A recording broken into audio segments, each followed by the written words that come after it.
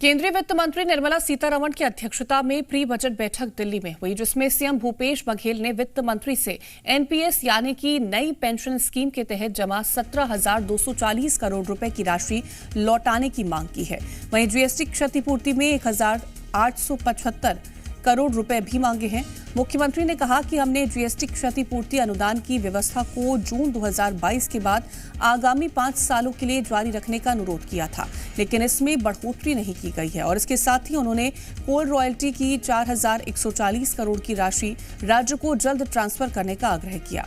वहीं उन्होंने केंद्रीय सुरक्षा बलों पर खर्च 1,288 करोड़ की राशि और राज्य में तैनात 4 विशेष एवं भारत रक्षित वाहिनियों पर राज्य सरकार के जरिए खर्च किए गए 313 करोड़ जल्द देने का आग्रह किया है। वहीं सीएम ने कोदो कुटकी का न्यूनतम समर्थन मूल्य घोषित करने की भी मांग की है। बात यह है कि जो हमारे छत्तीसगढ़ में हमने ओपीएस लागू किया है उसकी राशि हमको दी जाए, ये मैंने मांग की। दूसरा, जो अप्रैल से जून तक के जो जीएसटी कंपनसेशन है 1875 करोड़ हमारा बकाया है, उसे देने की बात मैंने कही। उसमें अभी उन्होंने कहा कि 34,000 करोड़ में से 17,000 करोड़ रिलीज़ किया, और तो हमको इस हिसाब से 50% मिलना था, लेकिन अभी करीब 500 करोड़ के आसपास रिलीज़ किया है।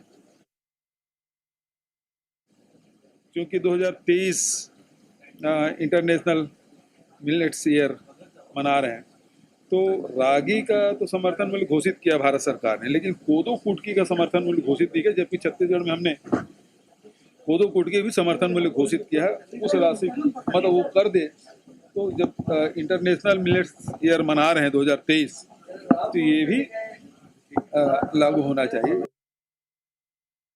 मंत्री भूपेश बघेल के केंद्र सरकार से 17,240 करोड़ रुपए की राशि की मांग करने के मुद्दे पर सियासत तेज हो गई।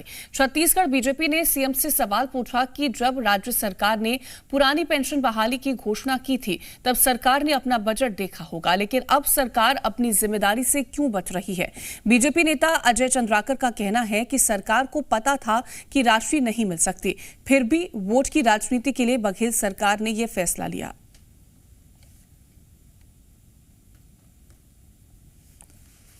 बयानबाजी करना और केंद्र के ऊपर में आरोप लगाना, और आरोप लगाकर के ये कहना कि वो हमें सहयोग नहीं दे रहे हैं, जबकि हम सबको मालूम है कि राजस्थान की जब बात आई थी तो पहले ही जो निर्णय लिए गए हैं, आज केवल आरोप लगाने का काम छत्तीसगढ़ की सरकार करती है और अपने जो दायित्व है उससे बचना चाहती है।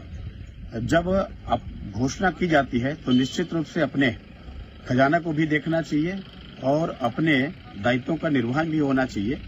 केंद्र सरकार वैसे ही सहयोग कर रही है कि आपके राजनीतिक घोषणाओं के लिए किसी नियमों का शिथिलीकरण नहीं किया जाएगा, और ये पेंशन अथॉरिटी ने भी कहा है, और उसमें क्लास भी नहीं है। इसको घोषणा के पहले माननीय मुख्यमंत्री जी जानते थे, कांग्रेस के सारे लोग जानते थे, और वो वोट की राजनीति करने के लिए इसको लाया गया है, तो जरूरी नहीं है कि उसको पूरा किया जाए। मैंने कहा जीएसटी का बकाया है, तो केंद्र सरकार ने जो उपाय सुझाया उसमें चलें, या मिलना चाहिए कहा मैं, तो ये राज्य हित के विषय, आपके पॉलिटिकल एजेंडा के लिए शासन नहीं, जनता के हित के लिए शासन है।